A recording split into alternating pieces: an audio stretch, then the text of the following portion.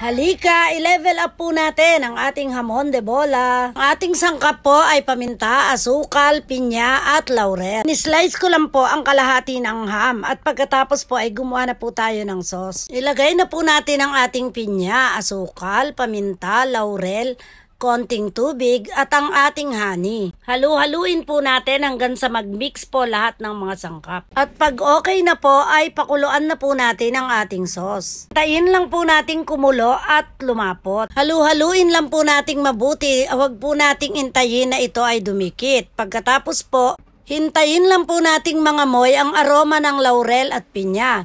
At ayan, meron na po tayong sauce na panlagay sa ating ham. I-preheat lang po natin ang ating oven or air fryer kung ano po ang ating gagamitin.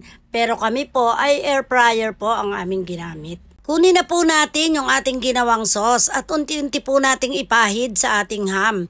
Siguraduhin lang po natin na bawat parte ay malalagyan upang mas maging malinamnam po ang ating ham. Mas maganda po kung ang bawat slice ng ating ham ay lagyan nating pinya upang ito po ay mas maging masarap. Magtira lang po tayo ng ating sauce upang sa susunod na salang po natin ay meron pa po tayong ipahid. Kami po, ang ginawa namin ay binalot namin sa foil upang hindi po tayo mahirapang maglinis ng ating air fryer. Isinet lang po namin sa 180 degrees for 30 minutes. At pagkatapos po ng unang salang ay ilabas uli natin ang ating ham at pahiran uli natin ng sauce upang mas gumanda po ang kanyang kulay. Isalang lang po uli natin ng ganong settings po ulit. At ayan, luto na po ang ating ham. O diba, level up po ang ating ham. Di lang siya basta prito. Napakalinamnam pa niya dahil sa pineapple na nagbigay lalo ng lasa sa ating ham. Ito na guys, luto na po ang